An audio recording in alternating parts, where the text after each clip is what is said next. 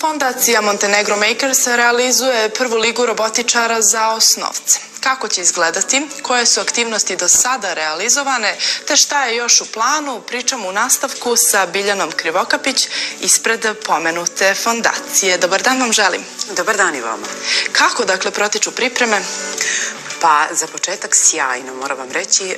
Negdje na startu, kao i kad uvijek krenete u neki posao, postavljate neke ciljeve. Moram vam reći da smo mi na početku već probili sve te naše ciljeve u smislu okupljanja zainteresovanih ljudi. Zašto ovo govorim?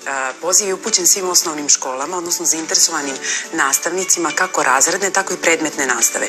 I neki broj škola koje smo očekivali bio je 20, međutim mi danas imamo preko 40 zainteresovanih škola.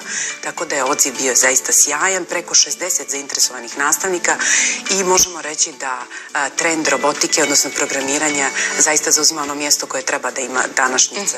Do kada se zainteresovani mogu prijaviti? Prijave su već savršene, međutim imamo uvijek molbu, jer koliko god nešto izreklamirate, promovišete, zaista u saradnji sa Zavodom za školstvo smo imali priliku da i oni pošalju, to je već u sistemu kod nas neka procedura, pošalju poziv zainteresovanim nastavnicima, međutim uvijek nekako vam promakne neka informacija i tek kad krene medijska možda kampanja, neko dobije tu informaciju, onda molba, možemo da se priključimo.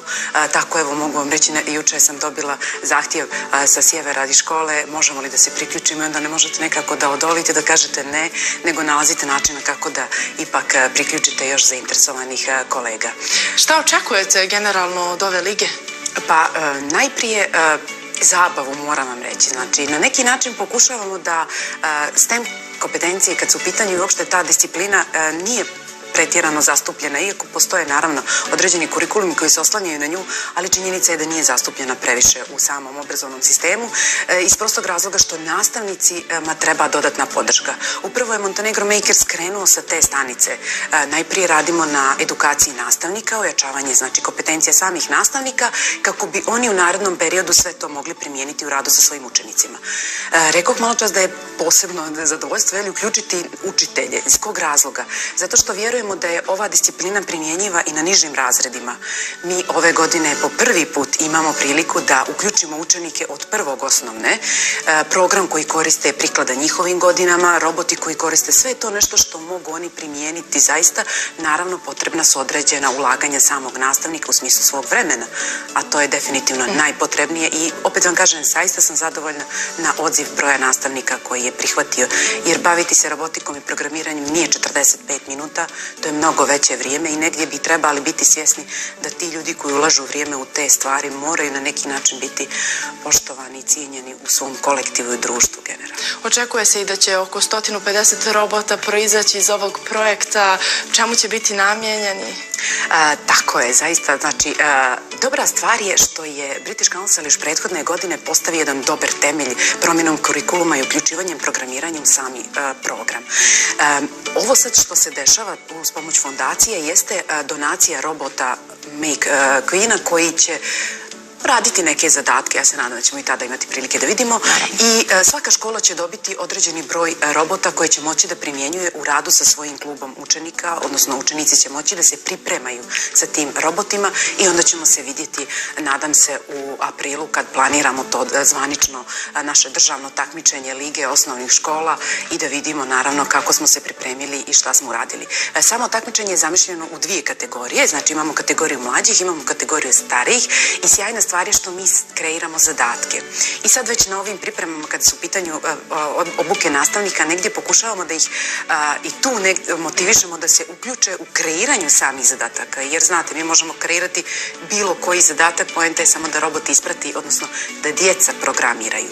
I još jedna zaista divna stvar kada je u pitanju koncept ovog takmičenja jeste što na samom takmičenju, znači niko ne zna zadatke, znaju naravno kreatori, ali je poenta da tog dana, znači, djeca dobiju zadatke i da krenu da programiraju. Znači, nije gotovo nešto pripremljeno u klubovima, u saradnji sa mentorima, već dolazimo da vidimo šta smo zaista naučili. Znači, mentori su sa strane, mi posmatramo, a djeca programiraju. Što će biti prilično uzbudljivo. Jako uzbudljivo. Šta ste uspjeli da uradite kao fondacija u protekloj godini? Eto, sada je već i na izmaku. Čime ste zadovoljni, čime se možete pohvaliti kada je u pitanju robotika u Crnoj Gori?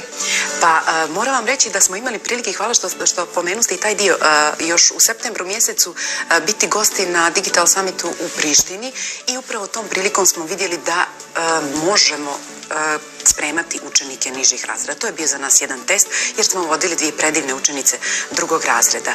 Prethodnih godina kada je u pitanju robotika zaista su se pomjerile granice i u Crnoj Gori, uopšte u obrazovnom sistemu, kao što sam malo čas rekla, ali ne dovoljno koliko bi trebalo. Kada pričamo o ovoj disciplini, mora biti primjenjiva od najniže doba, znači i naravno kontinuirano se nastavljati srednja škola, fakultet i tako dalje.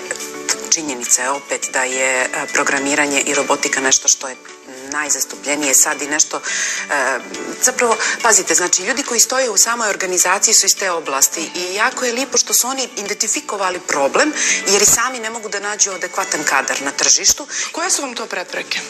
U kom smislu? U smislu robotike, razvijanja robotike u Crnoj Gori. Pa pazite, znači, opet kažem, kurikulum je nešto na što se mi kao nastavnici oslanjamo, znači radimo na tom dijelu.